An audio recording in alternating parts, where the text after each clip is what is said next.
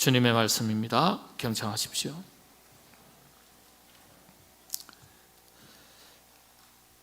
예수의 발 아래에 엎드려 감사하니 그는 사마리아 사람이라. 예수께서 대답하여 이르시되 10사람이 다 깨끗함을 받지 아니하였느냐? 그 9은 어디 있느냐? 이 이방인 외에는 하나님께 영광을 돌리러 돌아온 자가 없느냐 하시고 그에게 이르시되 일어나 가라. 내 믿음이 너를 구원하였느니라 하시더라. 아멘. 그리스도인들은 이 땅에 살지만은 이 땅에 속한 사람들이 아니죠. 비록 두 발을 땅에 딛고 살아가고 있지만은 우리는 하늘에 속한 사람들입니다. 이게 무슨 뜻일까요? 세상 가치관을 가지고 사는 사람이 아니란 뜻입니다. 세상의 가치 기준을 따라 사는 것이 아닌 성경적 가치관, 성경적 세계관을 가지고 살아가는 사람이다, 이런 뜻입니다. 여러분, 가치관이라는 게 어떤 의미죠? 무엇이 더 가치 있고 무엇이 덜 가치가 있는지 분별하는 눈을 말합니다. 가치관. 이 관을 안경 혹은 눈을 얘기합니다. 그리스도인들은 하나님의 말씀을 절대적 가치 기준에 두고 세상을 살아가는 사람들입니다. 그래서 세상 사람들이 보기에는 좀 색다른, 조금 다른 삶을 살아가는 사람처럼 보일 수 있습니다. 그런데 그것이 우리 그리스도인에게 있어서는 정상입니다. 기독교 세계관도 그렇죠. 하나님께서 역사의 주인으로서 당신의 뜻을 따라서 세상을 다스리신다, 이런 역사의식을 가지고 세상을 바라보는 눈입니다. 이것을 기독교에서는 섭리사관, 그렇게 말합니다. 내 기준, 내 눈으로 세상을 바라보는 것이 아니라 하나님의 말씀, 하나님의 눈, 하나님의 관점으로 세상을 바라보려고 노력하는 것입니다. 성경적 가치관, 성경적 세계관의 핵심은요, 하나님의 말씀이 기준입니다. 그래서 하나님의 말씀을 바르게 알고 바르게 실천하는 것이 아주 중요합니다. 오늘은 대단히 실제적인 말씀을 함께 나누려고 합니다. 다음 주는 추수감사주일입니다. 제대로 알고 추수감사절을 맞이하는 것이 필요하다고 생각이 되어져서 오늘 이 부분에 대해서 함께 말씀을 나누고자 합니다. 추수감사절은 기독교의 3대 절기 중 하나입니다. 기독교의 3대 절기 뭘까요? 자, 누구한테 오늘은 실제적으로 한번 여쭤봐야 되겠는데 이제 긴장이 확 되고 이럴 때 이제 혹시 피곤하신 분들도 눈이 번쩍 떠지세요. 기독교의 3대 절기 뭘까요? 목사님, 성탄절요. 아니요, 성탄절 아닙니다. 오늘의 입장에서 볼 때는 기독교 3대 절기 중에 하나라고 말할 수 있겠죠. 그런데 기독교 성경을 기준으로 볼 때는 3대 절기는 아니에요. 편안히 하십시오. 여쭤보지 않겠습니다. 추수감사절은 기독교의 3대 절기 중 하나입니다. 구약시대에는 칠칠절, 때로는 초실절, 오순절, 맥추절. 왜냐하면 이 추수의 시기가 거의 한 50일 정도 북쪽과 남쪽에 시차가 있기 때문에 그래서 초실절, 오순절, 맥추절 시기에 따라서 다르게 용어를 불렀는데 모두가 칠칠절입니다. 칠칠절 안에 들어가 있는 거예요. 77이 49, 50이잖아요. 이 50일 동안 전체를 추수감사주의를 가르쳐 말할 때는 칠칠절입니다. 세분화시켜서는 초실절, 오순절, 맥추절이라 그렇게 말합니다. 이 칠칠절을 또 다르게 장막절, 수장절 이렇게 부르기도 했습니다. 1년에 한 번 맞이하는 추수감사절, 여러분 어떻게 맞이해야 되겠습니까? 어떻게 맞이하실까요? 뭐 늘 맞이하는 건데 뭐 어렵지 않겠죠? 고민할 필요가 없습니다. 하나님께서 일러주신 대로, 말씀대로, 성경 말씀대로 지켜서 맞이하시면 됩니다. 우리가 매년 추수감사절기를 맞이하면서 하나님의 크신 은혜 앞에 감사를 드릴 때 여러분 어떤 기준에서 드리고 계십니까? 각자 자신의 삶의 환경과 형편, 처지에 따라서 그 각자 알아서 다 하는 것 아니겠습니까? 그렇게 말씀하실 수 있습니다. 그러나 정답은 아닙니다. 성경적인 기준이 없다면 그렇게 하셔도 됩니다. 그러나 하나님께서 일러주신 영적 기준이 있다면 그 기준을 따라서 하셔야 됩니다. 그렇지 않으면 각자 자기 소견에 옳은 대로 행하였더라 이렇게 기록한 사사시대와 오늘 우리 자신과 무엇이 다르다고 이야기할 수 있겠습니까? 우리 모두 하나님의 말씀대로 행하는 것이 바른 신앙 생활의 기본 중에 기본입니다. 좋은 목회자는 성도들이 늘 하는 말씀, 드리는 말씀이지만은 여러분 듣기에 좋은 말만 하는 것이 아닙니다. 성경의 바른 가르침을 전하고 가르칠 책임이 저에게 있습니다. 전하고 가르치는 책임은 저에게 있고 하고 안 하고는 여러분의 몫입니다. 그래서 추수감사절기 우리가 어떻게 맞이하고 지켜야 될 것인가, 성경적 기준을 다시 한번 정확하게 오늘 확인하시고 그에 따라서 지키시는 여러분 되시기를 바랍니다. 추수감사의 성경적 기준이 뭘까요? 레위기서 23장 10절, 신명기 14장 22절, 28절, 29절 이렇게 기록되어 있습니다. 먼저 신명기 14장 22절에서 29절 구구절절 다 찾지는 않겠습니다. 하나님 앞에 드리는 감사의 기준을 설명한 구절인데요. 더 구체적으로는 이것은 77절의 규례, 추수감사절의 규례, 규칙입니다. 그런데 추수감사의 규례이면서 동시에 11조의 규례라고 성경 가르쳐주고 있습니다. 여러분 11조에는 세 가지가 있는데요. 레위인들의 생계를 위한 11조, 그리고 여호와의 절기 때 하나님께서 정해 주신 성소에 가지고 와서 드리는 11조, 3년에 한 번씩 구제를 위한 11조, 이렇게 세 가지의 내용이 11조입니다. 그러니까 우리는 11조도 그냥 하는 게 아니라 하나님께서 11조의 그 목적을 세 가지로 나누어서 하도록 일러주셨어요. 절기를 따라서, 곧 추수절기를 따라서 77절에 추수한 것으로 감사를 드렸는데 추수한 것의 11조가 추수감사의 기준입니다. 이게 성경의 기준이에요. 추수감사예요. 하나님께서 이스라엘 백성들에게 절기 규례를 가르치실 때 11조를 추수감사절 77절의 규례로 정하셨다는 것을 알 수 있습니다. 그게 바로 신명기 14장 22절에서 29절에 하나님께서 이스라엘 백성들에게 가르쳐 주신 기준입니다. 이후에 수천 년 동안 이 기준을 따라서 지켜왔습니다. 그래서 이 당시 추수감사절의 기본 원칙이 이렇습니다. 첫째는 첫 추수인 초실절, 첫 열매죠. 이 첫 열매를 하나님께 드립니다. 추수감사절에 가장 먼저 추수한 곡식 한 단으로 하는 것이 기준입니다. 한 단으로 해라. 레위기서 23장 10절에 분명하게 기록되어 있습니다. 두 번째는요, 마지막 추수인 77절에는 매년 토지 소산, 추수한 것의 전체의 10분의 1을 하나님께 드려라. 이게 신명기 14장 22절에서 29절의 내용입니다. 소와 양의 첫 번째 태어난 소와 양의 새끼 드려라. 이 말도 겸해서 기록하고 있습니다. 추수를 마감하고 나서 결산해서 또 이렇게 이제 10분의 1을 드린 거죠. 세 번째, 또 다르게 10분의 1을 하나님께 드린 것이 아니라 이번에는 가난한 사람들에게 나누어 주라 하셨습니다.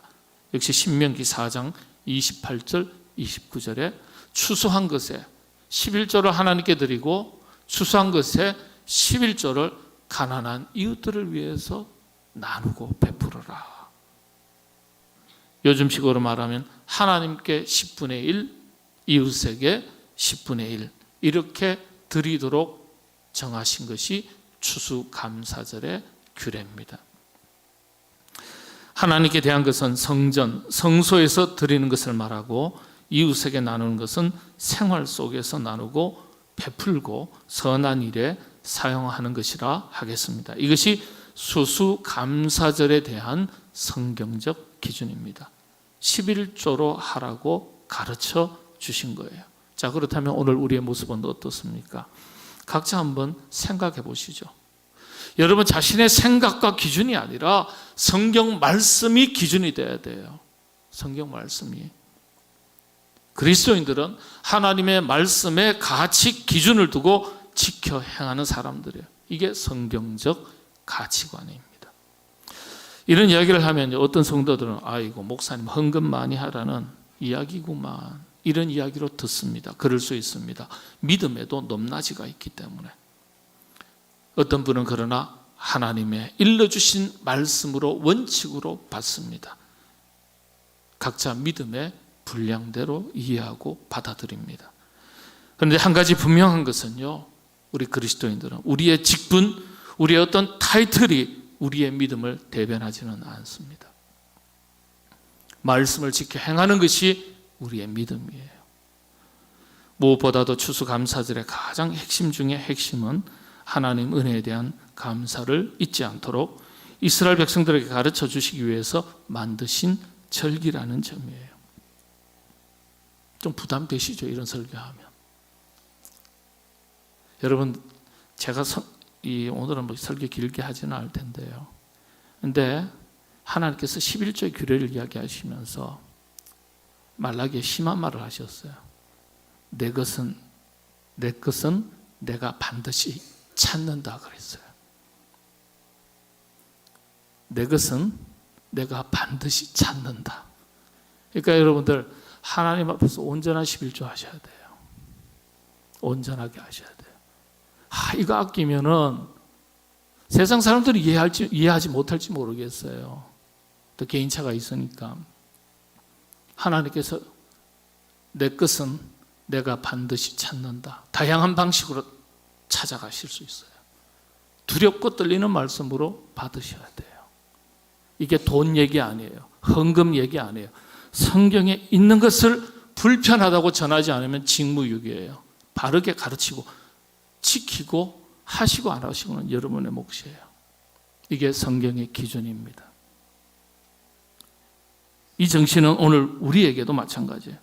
하나님의 은혜를 기억하고 하나님께 감사하는 것이 신앙의 기초이자 첫걸음입니다. 그런데 우리는 가볍게 생각하고 지나갈 때가 많습니다. 그래서 추수감사절만큼은 하나님께서 베푸신 귀한 은혜들을 깊이 돌아보고 감사하는 절기입니다.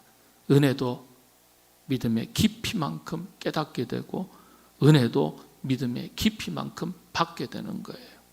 그리고 감사로 이어지는 겁니다. 이런 정신을 가지고 하나님 은혜 앞에 감사하는 추수감사절이 되시기를 바랍니다. 자신이 없네요. 우리는 항상 이 아멘이 약해요. 네? 여러분 한경직 목사님께서 이렇게 가르치셨습니다. 제가 그대로 책에서 인용을 하는 겁니다. 1,000원을 11조 하는 분은 1,000원을 추수감사의 예물로 드리는 것을 기준으로 하십시오. 이것은 성경의 가르침입니다. 하나님께 10분의 1로 감사를 드리고 나머지 10분의 1은 자기를 위한 것이 아닌 이웃을 위한 것으로 생활 속에서 나누고 베풀며 선한 일에 사용하십시오.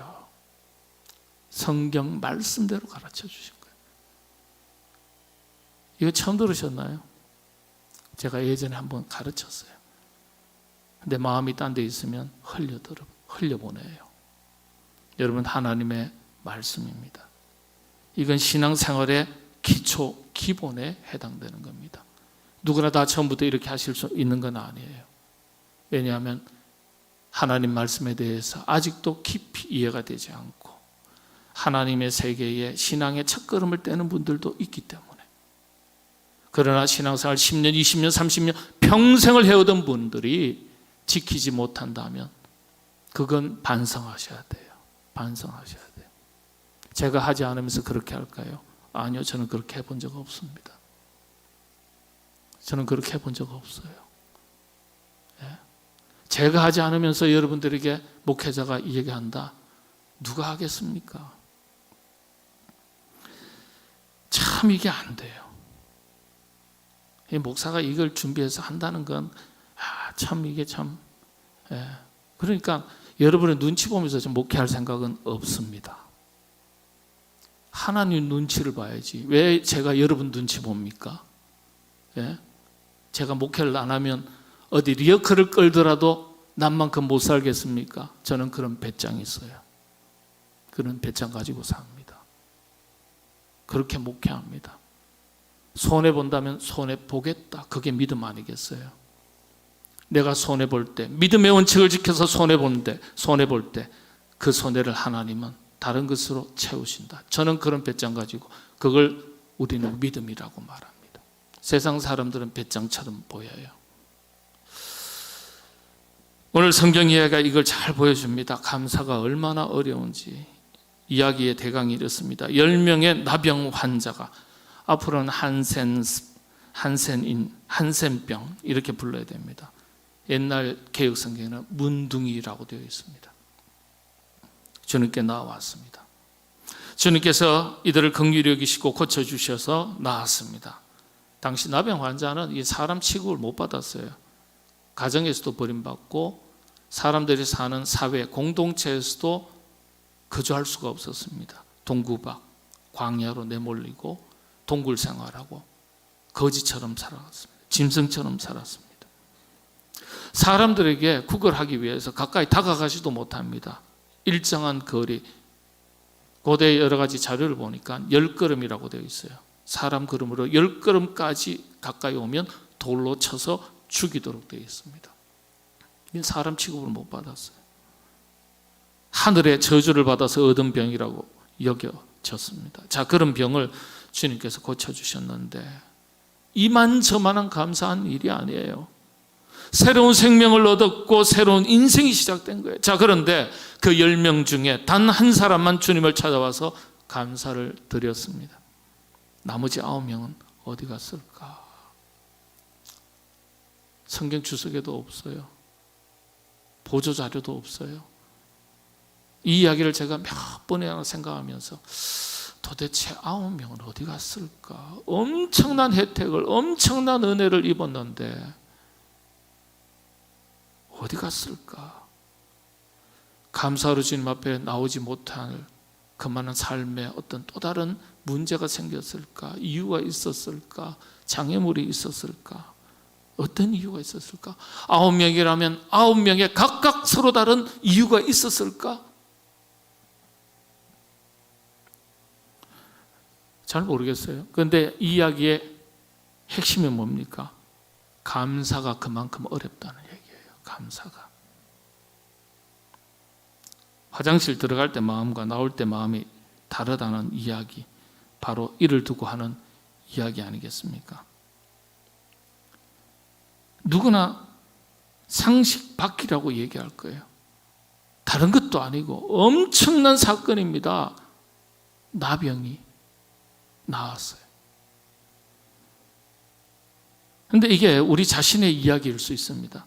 하나님으로부터 우리가 얻은 것이 무엇입니까? 구원의 은총입니다. 새로운 생명입니다. 영생의 선물입니다.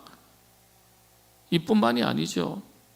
우리가 살아가는 모든 순간순간이 하나님의 은혜입니다. 그런데 잊고 삽니다.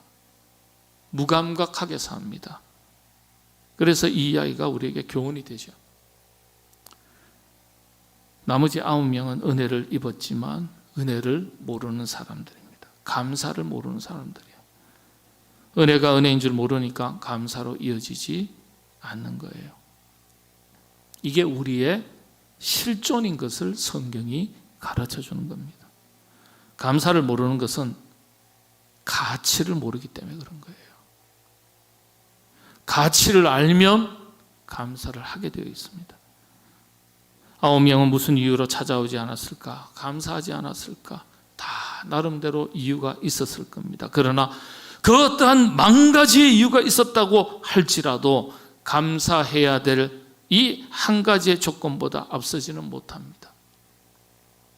감사하지 못할 만 가지의 이유를 가지고 살아도 감사해야 될 한 가지의 이유를 가지고 은혜라고 말하면서 감사하는 사람이 있는가 하면 만 가지의 감사의 이유를 가졌어도 감사를 모르는 사람 많이 있습니다. 도저히 감사할 수 없는 상황 속에서도 감사의 제목을 찾아내고 감사를 드렸던 분이 있습니다. 여러분 잘 아시는 손양원 목사님의 감사 기도입니다. 두 아들의 장례식장에서, 모두가 다 울음바다인 그 장례식장에서 하나님 앞에 드렸던 감사의 기도, 감사의 고백 9가지. 장례식장에서 답사로서 조문을 찾아왔던 많은 조객들에게 답사로서 목사님께서 먼저 장례식에 앞서서 다 준비하시고 읽으셨던 내용입니다. 제가 읽어드리겠습니다. 첫째, 나 같은 죄인의 혈통에서 순교할 자식이 나게 하셨으니 하나님께 감사합니다. 둘째, 허다한 많은 성도 중에서 어찌 이런 보배를 주께서 하필 내게 맡겨주셨는지 주께 감사합니다. 셋째, 삼남 삼녀 중에서도 가장 아름다운 두 아들 장남 차남을 바치게 된 나의 축복을 감사합니다. 넷째, 한 아들의 순교도 귀하다 하거늘 하물며 두 아들의 순교일이요 감사합니다. 다섯째, 예수 믿다가 와석 종신 제명에 죽는 것입니다. 와석 종신하는 것은 큰 복이라 하거늘 하물며 전도하다 총살 순교 당함을 감사합니다. 여섯째, 미국 가려고 준비하던 내 아들 미국보다 더 좋은 천국 갔으니 내 마음 안심되어 감사합니다. 일곱째, 나의 사랑하는 두 아들을 총살한 원수를 회개시켜 내 아들 삼고자 하는 사랑하는 마음을 주신 하나님께 감사합니다. 여덟째, 내 두 아들의 순교의 열매로 말미암아 무수한 천국의 아들들이 생길 것이 믿어지니 우리 하나님 아버지께 감사드립니다. 아홉째, 이 같은 역경 속에서 이상 8가지 진리와 신의 하나님의 사랑을 찾는 기쁜 마음, 여유 있는 믿음 주신 우리 주 예수 그리스도께 감사합니다. 기가 막힌 감사예요. 여러분 하실 수 있겠어요? 1948년 10월 27일입니다.